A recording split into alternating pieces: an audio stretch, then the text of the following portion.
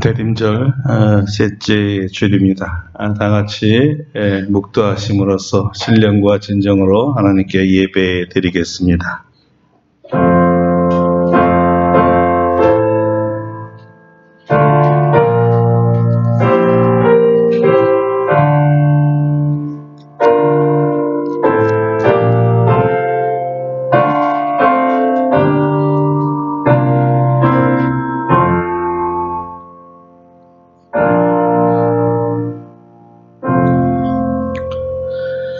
외치는 자의 소리여 이르되 너희는 광야에서 여호와의 길을 예비하라.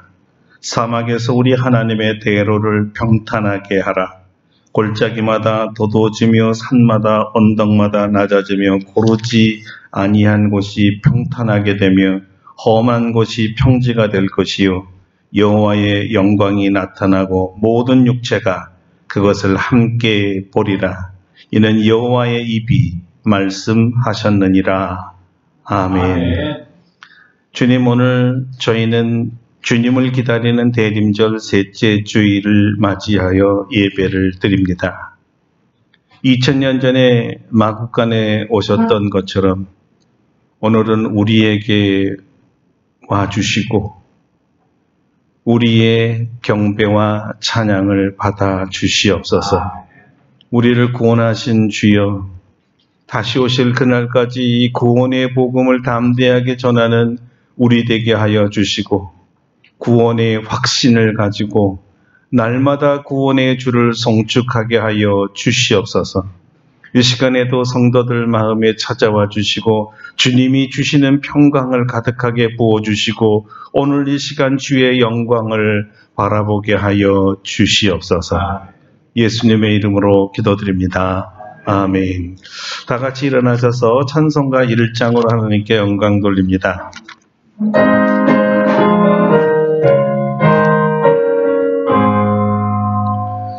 만복의 근원 하나님, 온 백성 찬송 드리고 저 천사여 찬송하세. 찬송 성부 성자 성령 아멘.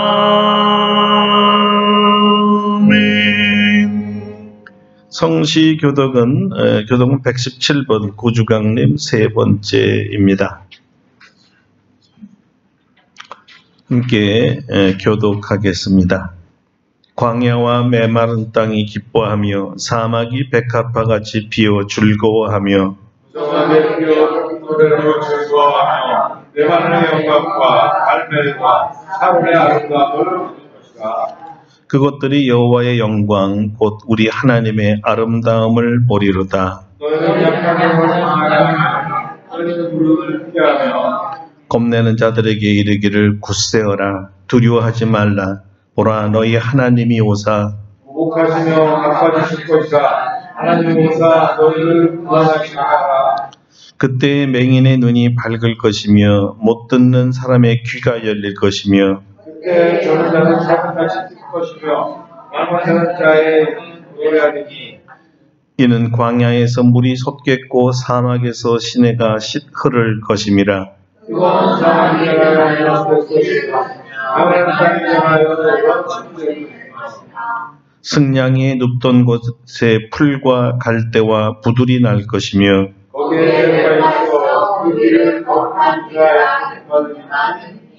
깨끗하지 못한 자는 지나가지 못하겠고 오직 구속함을 입은 자들을 위하여 있게 될 것이라.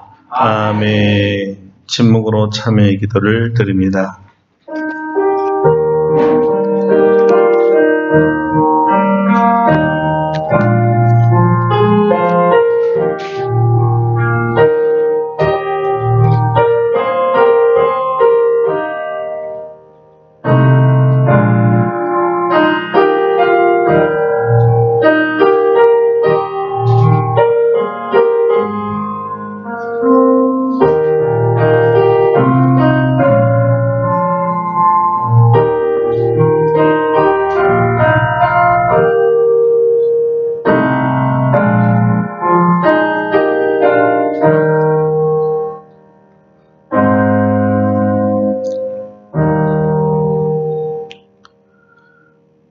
우리를 향하신 하나님의 용서의 말씀입니다. 작은 자야, 내 죄사함을 받았느니라. 아멘. 사도신경으로 우리의 신앙을 고백합니다. 나는 전능하신 아버지 하나님, 천지의 창조주를 믿습니다. 나는 그의 유일하신 아들 우리 주 예수 그리스도를 믿습니다. 그는 성령으로 잉태되어 동정녀 마리아에게서 나시고 본디오 빌라도에게 고난을 받아 십자가에 못 박혀 죽으시고 장사된 지 사흘 만에 죽은 자 가운데서 다시 살아나셨으며 하늘에 오르시어 전능하신 아버지 하나님 우편에 앉아 계시다가 거기로부터 살아있는 자와 죽은 자를 심판하러 오십니다. 나는 성령을 믿으며 거룩한 공교회와 성도의 교제와 죄를 용서받는 것과 몸의 부활과 영생을 믿습니다. 아멘. 우리 자리에 앉으셔서 37장 찬송하겠습니다. 37장입니다.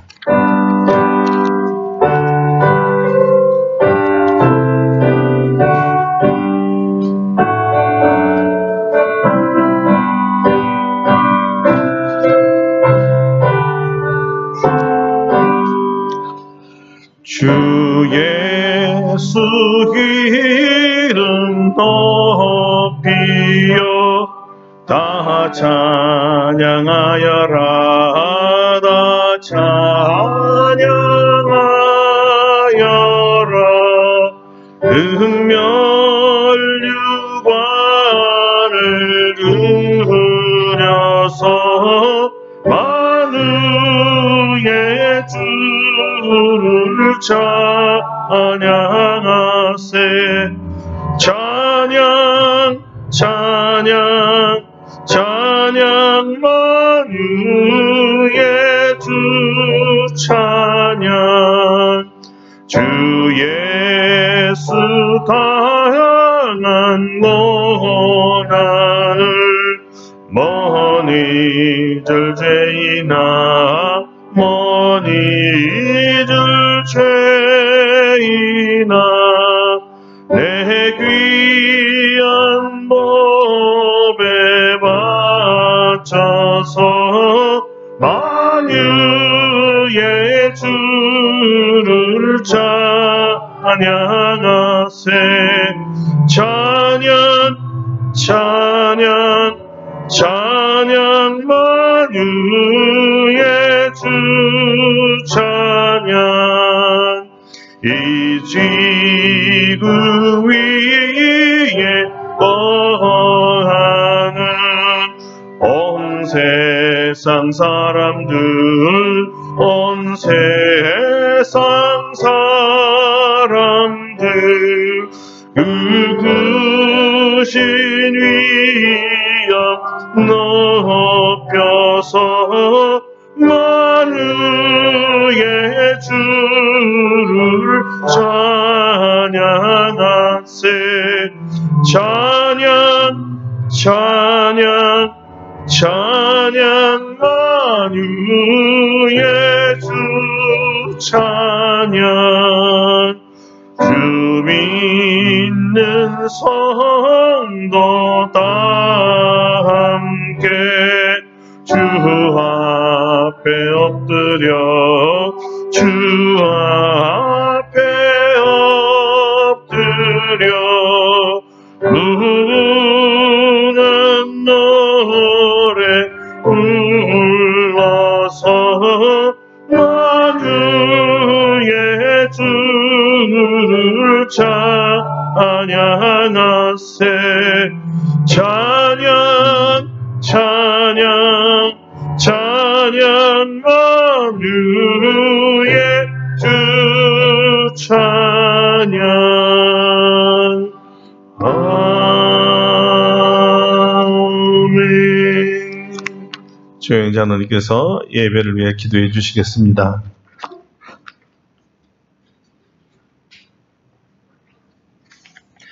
사랑과 은혜가 풍성하신 아버지 하나님, 오늘도 우리들을 사랑하셔서 주의를 거룩하게 지킬 수 있도록 도와주시고 하나님께서 주신 성전에서 하나님께 예배드릴 수 있도록 인도하여 주시니 감사를 드립니다.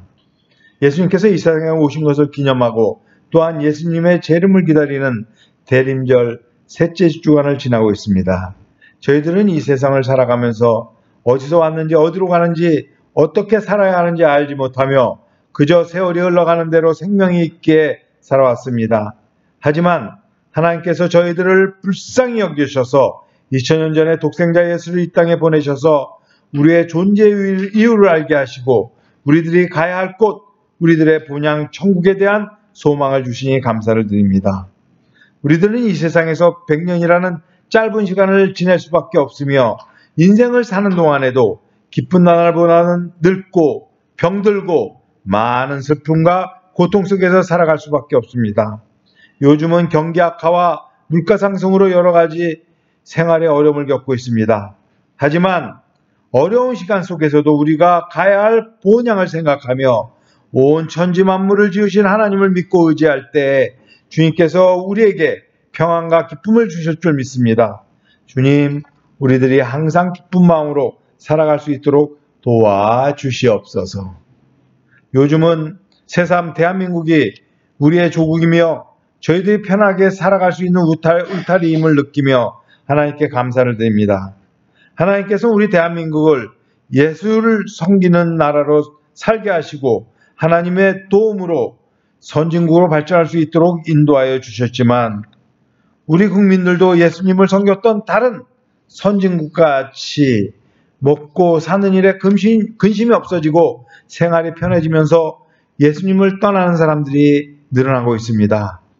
기독교 신자들도 예수님을 믿는다고 하지만은 예수님 말씀에 순종하지 못하고 성령의 시대에 살고 있으면서도 예수님께서 구하면 주신다고 약속하신 성령의 은사를 사모하지도 받지도 못하고 그저 힘없는 인생들로 살아가고 있습니다. 저희 기독교인들은 믿음이 없으므로 예수를 안 믿는 일반 사람들과 같이 사망을 두려워하여 사망의 권세 잡은 마귀의 종노릇하고 있음을 보게 됩니다. 저희들이 예수님이 이 세상에 오심으로 예수님을 믿어 육신이 죽더라도 새로운 생명을 주신다는 사실을 잘 알고 있습니다. 이제 더 이상 마귀의 계계에 놀아나지 아니하고 이 세상을 이기신 예수님을 따라 마귀가 권세 잡고 있는 이 세상이 감당하지 못하는 삶을 살아가는 저희 아름답고 복된 교회 성도들 다 될 수 있도록 축복하여 주시옵소서. 오늘도 주님께 예배를 드릴 때 우리 모든 성도들 한마음 한뜻으로 주님만 바라볼 수 있도록 도와주시옵소서.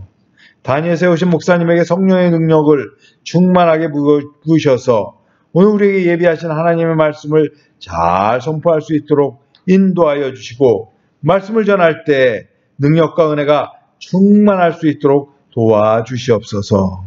말씀을 듣는 우리 모든 성도들 하나님의 말씀을 아멘으로 화답할 때 은혜 받고 변화받고 새로움을 받는데 조금 더 부족함이 없도록 인도하여 주시옵소서. 대림절 셋째 주간에 다시 오실 예수님을 기다립니다. 이 모든 말씀 우리를 사랑하신 예수님으로 기도드립니다. 아멘.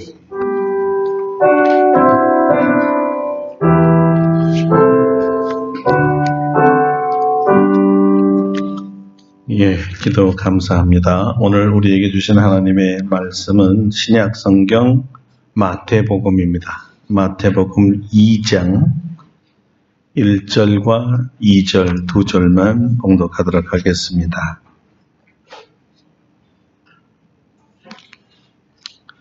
신약 성경 마태복음 2장 1절로 2절 말씀 봉독해 드립니다.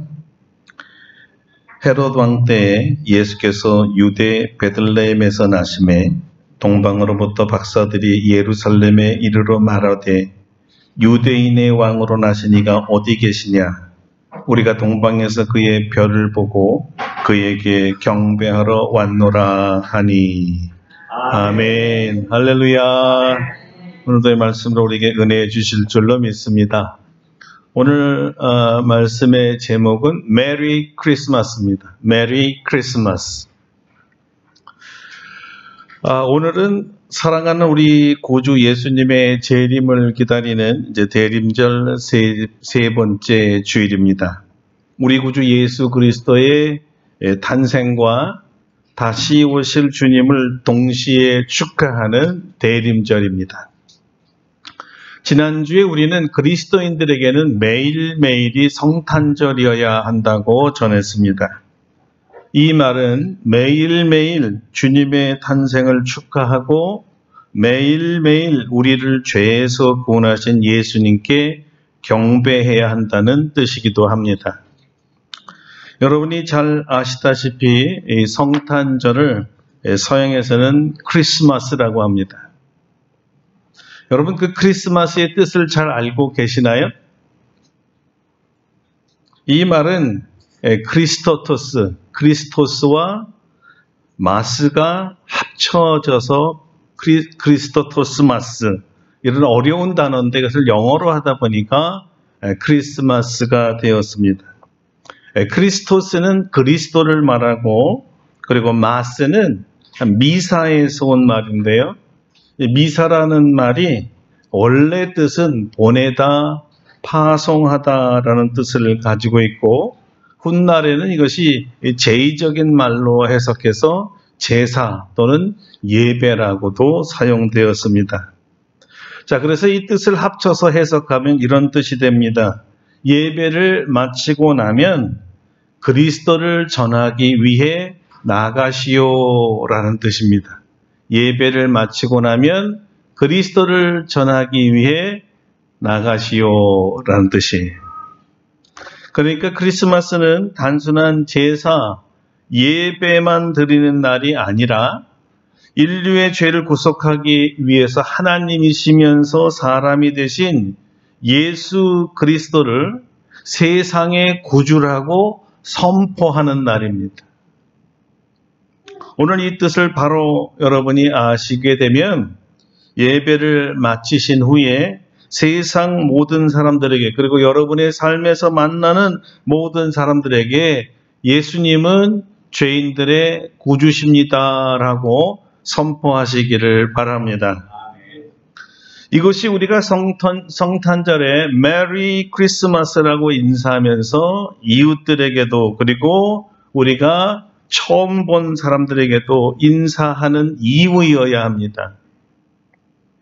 이런 배경하에 오늘은 특별히 크리스마스의 마지막 부분, 마스의 뜻, 다시 말하면 예배, 경배의 의미에 대해서 증거하려고 합니다. 오늘 성경 본문에는 경배라는 단어가 아주 뚜렷하게 나타나고 있습니다. 동방 박사들이 별을 보고 따라와 찾은 사람은 유대인의 왕이었습니다.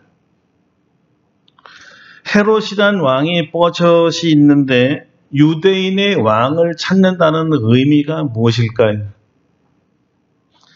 헤롯은 사람이 세운 유대의 정치적 왕이라면 이 왕 말고 진짜 왕, 만왕의 왕, 하나님이 세운 왕, 온 인류의 왕을 찾는다는 뜻이었습니다. 이게 말이 될까요? 헤롯에게는 정말 해괴망측한 말입니다. 그리고 자기의 자리, 왕의 자리를 위협하는 마치 구테타와 같은 폭동을 느끼게 하죠.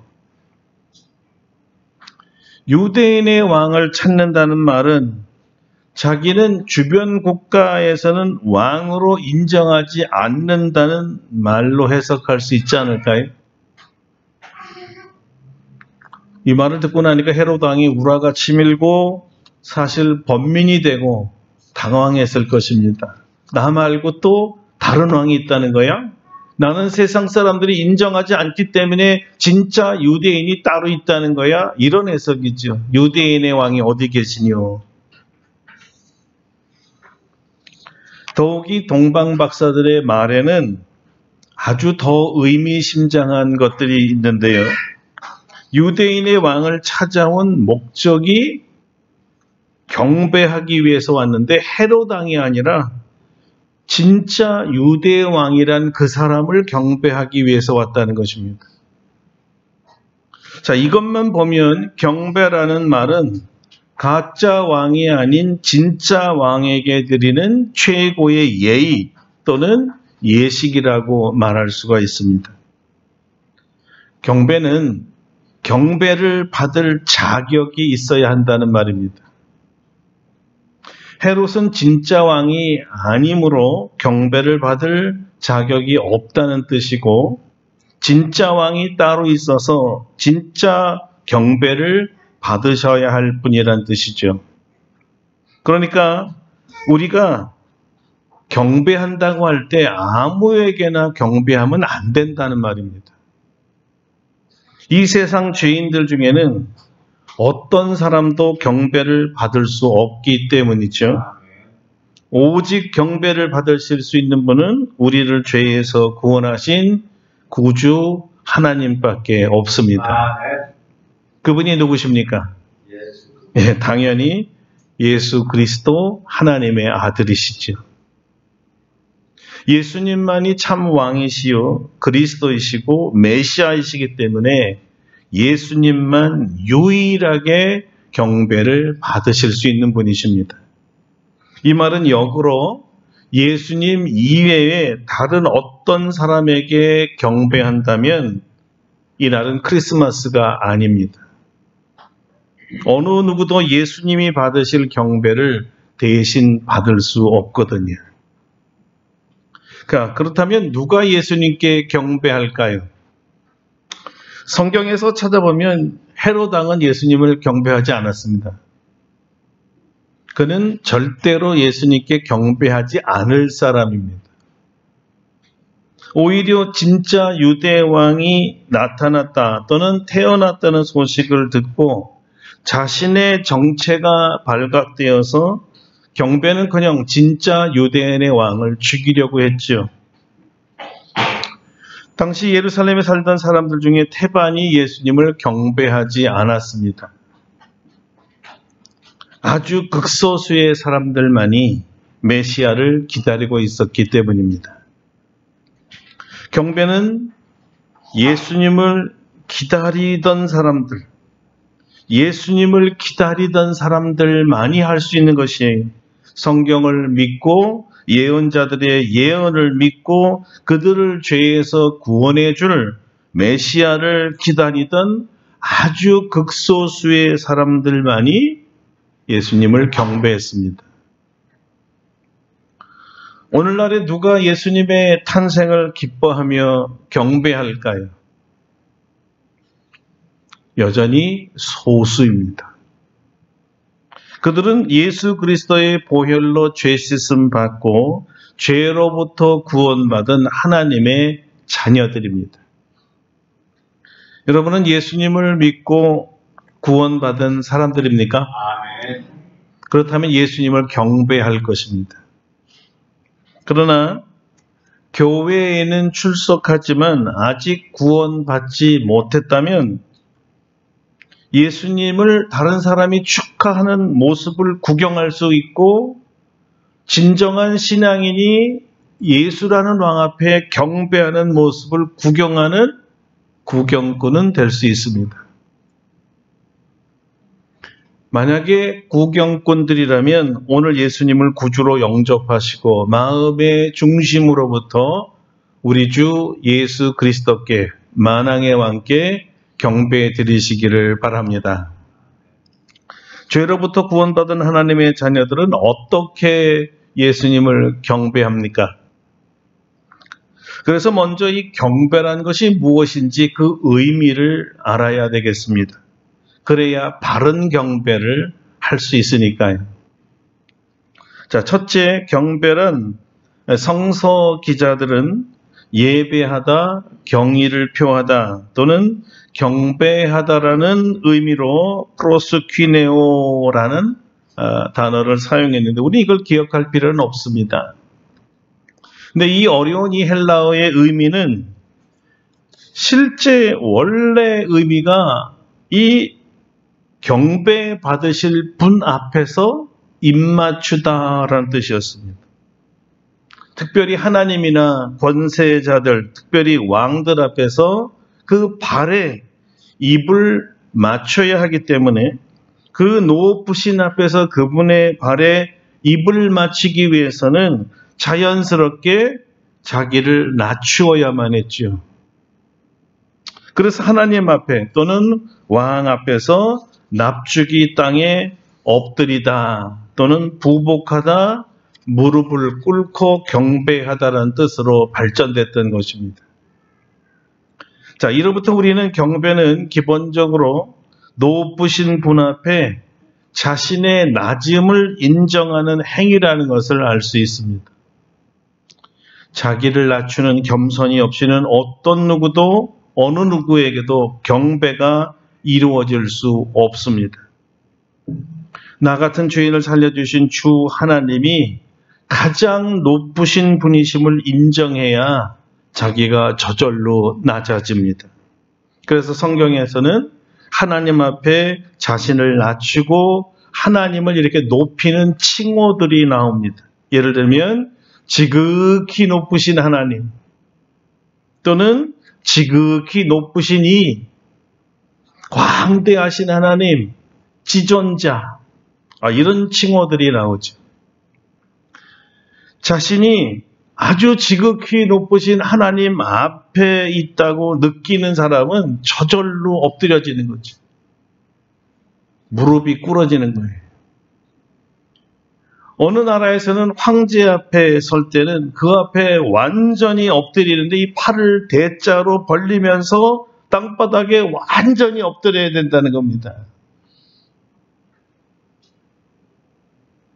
자기의 완전한 낮아짐과 그분의 완전히 높임을 상징하는 것이죠. 동방에서 온 박사들은 그들이 높일 수 있는 최고의 높임으로 예수님을 유대인의 왕이라고 불렀습니다.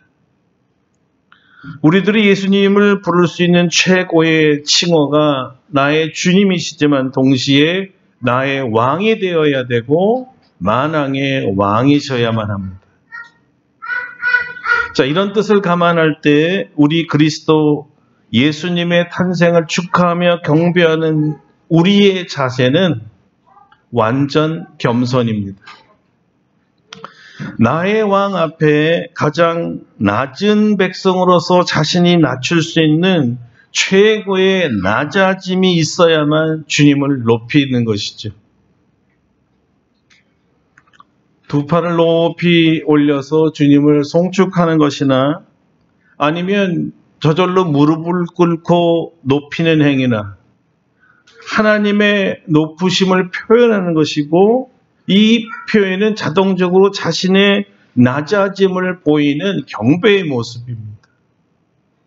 우리 젊은이들이 찬양과 경배를 할 때 손을 올리며 찬양하는 것은 단지 폼이 아니에요. 높으신 분이라는 이 경배의 모습이고 자신이 얼마나 낮은가를 표현하는 것입니다.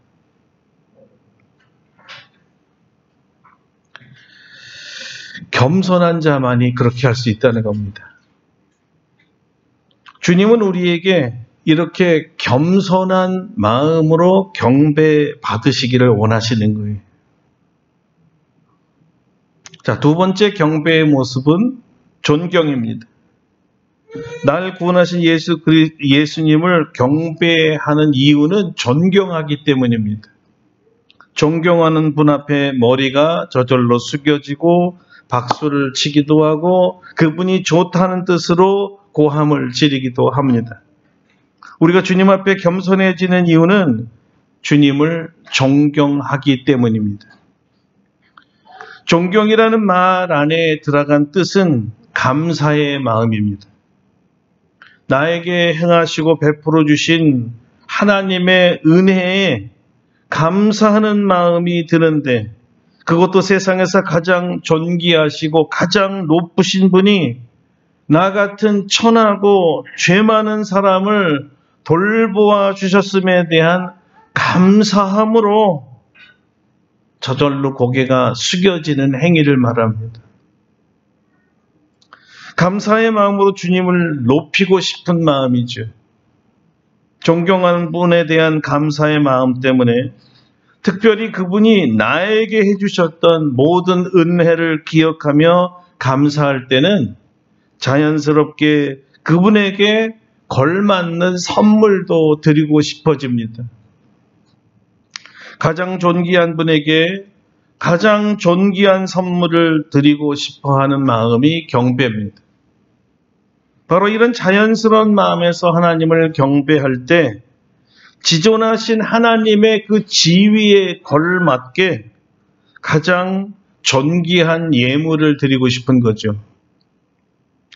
이 선물 드림, 다른 말로 예물이라는 것은 강제적이지도 않고요, 의무적이지도 않은 정말 순수한 감사의 마음으로부터 우러나오는 예물이어야 합니다.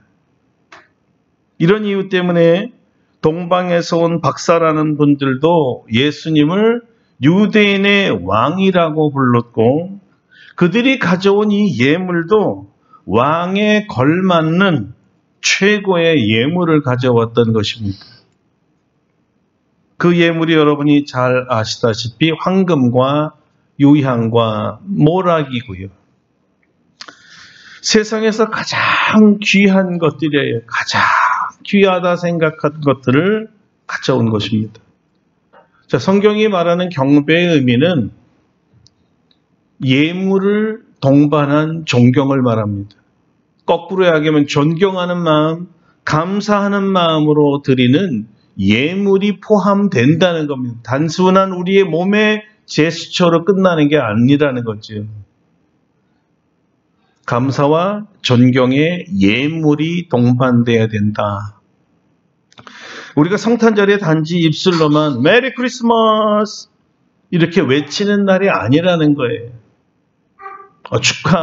축하해야죠. 좋은 겁니다. 기쁘고 또 노래도 하고 또 춤도 추고 다 좋은 겁니다. 즐거운 날이니까. 그러나 단순한 즐거움이 아닌 왕의 출생이기 때문에 그분에게 합당한 생일 선물, 다시 말하면 자신이 가진 것 중에 가장 귀한 예물을 드리는 날이기도 하다는 것입니다. 이것을 잊어서는 안 됩니다. 단지 메리 크리스마스가 아니에요. 경배란 의미는 예물을 동반하기 때문입니다. 그 예물은 왕에 합당한 것이어야 돼요. 그 지위에 가장 걸맞는 걸로 우리가 드릴 수 있는 최고의 것으로 드리라는 거죠. 자, 셋째, 경배의 모습은 겸손과 감사가 포함된 존경과 함께 사랑이 가득한 입맞춤이라는 것입니다. 처음에 우리가 경배란 말을 배울 때 이 말이 입맞추다라는 것을 여러분 기억하실 것입니다. 바로 입맞춤이라는 게 낮아질 대로 낮아져서 존경과 감사의 마음으로 그리스도의 발에 입을 맞추는 행위입니다. 입술과 입술의 입맞춤은 연인 사이에 가능하고 볼이나 이마나 손등에 대한 입맞춤은 가족들 간에 가능합니다. 물론 어떤 서양, 어떤 나라에서는 성도들 간에도 가능하지요. 그러나 발에 대한 입맞춤, 발의 입맞춤은 왕의 신하나 또는 왕의 백성이나 다른 나라의 사절단들만 가능한 행위입니다. 자, 여러분, 하나님의 발, 예수님의 발에 누가 입을 맞출 수 있을까요? 하나님으로부터 구원받은 하나님의 자녀들만 가능합니다. 겸손과 존경만이 아닌 감사와 겸손 플러스 사랑이라는 거예요. 하나님께서 최고로 그의 자녀들에게 바라는 것이 하나님을 사랑하는 것이거든요. 자기를 죄에서 구원해 주신 예수 그리스도께서 자기를 사랑하신 표현이 십자가였잖아요. 죽음으로 하나님의 사랑을 우리에게 보여주셨습니다. 예수님은 그저 너희를 내가 사랑한다 말로만 하시지 아니하시고요. 아니면 그냥 조그만 선물 보내놓고 내가 너를 사랑한다 이렇게 말한 게 아닙니다. 예수님께서는 자기 몸을 십자가에 못 박아서 우리에게 선물로 주셨습니다. 자기 자신을 주셨어요. 경배는 이 말로 표현하지 못하고 측량할 수 없는 무한한 십자가의 사랑을 받은 사람이 나도 주님을 사랑합니다 라고 고백하면서 자기를 위해서 죽으셨던 그 예수님, 특별히 십자가에서 못 박히셨던 그 발등 위에다가 입맞춤하는 행위입니다. 십자가와 무관한 입맞춤이 아니라는 거예요. 누가복음에 보면 하루는 예수님께서 바리새인의 집에 초대되어서 식사를 하신 적이 있습니다. 그때 갑자기 한 여인이 나타나는데요. 누가는 이 여인을 죄를 지은 한 여자라고 소개했습니다. 이 여인이 향유 옥합 담은 이 옥합을 가지고 와서 예수님께 와서는 그 발 앞에 서서 울면서 눈물로 그 발을 적셨다 그래요. 그리고 자기 머리털로 또 그 눈물을 닦고 그리고 마지막 행위 그 발 위에다 향유를 부었다는 겁니다. 어디에다 부었어요? 예수님의 발에다. 그 향유는 300데나리온이나 되는 아주 비싼 향유였다고 그러는데 데나리온이라는 화폐 가치는 하루 일당입니다. 하루 임금이에요. 자, 그러니까 300데나리온은 301 일한 임금이 되겠죠. 오늘날 연봉으로 환산하면 어느 정도나 될까? 그냥 어림잡아서 일당을 10만 원이라고 하면 3천만 원이 됩니다. 이 금액의 가치가 있는 향유를 예수님의 발에 부었으니 그냥 한순간에 1년치 봉급이, 임금이 날아간 거죠. 자, 날아가다. 사실 이 표현은 성경 표현대로 도둑놈 가론 유다식 표현입니다. 그렇다면 주님은 이 낭비처럼 보이는 이 발에 1년치 향유를 붓는 거에 대해서 어떻게 말씀하셨을까요? 예수님 말씀 직접 들어보시기 바랍니다. 내가 네게 말하노니 그의 많은 죄가 사하여 줬도다. 이는 그의 사랑함이 많음이라. 사함을 받은 일이 이 많은 자는 많이 사랑하고 사함을 받은 일이 적은 자는 적게 사랑함이니라. 그의 사랑이 많기 때문이었습니다. 한마디로 이 행위는 사랑 때문이었다는 거예요. 예수님에 대한 사랑, 예수님을 향한 여인의 사랑이 얼마나 큰지 1년치 봉급도 아깝지 않게 생각하고 예수님의 발에 붓고 입맞춤을 했다는 것이죠. 이 입맞춤은 사랑이 만든 작품이에요. 누가는 이 입맞춤을 열렬한 입맞춤이란 누가만의 독특한 단어로 표현했습니다. 그냥 입맞춤이 아니라 열렬한 입맞춤이다. 사랑이 가득 찬, 사랑이 열정적인 이런 입맞춤이었다는 거 아니에요. 자, 오늘 이 입맞춤이 우리 주제에 따르면 사랑으로 말미암은 경배라는 것입니다. 경배는 사랑하는 사람이 하는 존경의 행위이거든요. 사랑하지 않는 사람은 결코 입맞춤할 수 없습니다. 이 여인이 예수님의 발에 입맞추기 위해서 어떻게 했을까요? 오늘 바리새인의 집에 초대받았을 때 많은 남자들이 있었겠죠. 그 사람들이 다 보는 가운데 무릎을 꿇고 땅에 엎드려야 예수님의 발에 입맞춤을 할 수 있었겠죠. 여러분, 이게 가능했을까요? 여러분 같으면 그렇게 할 수 있을까요?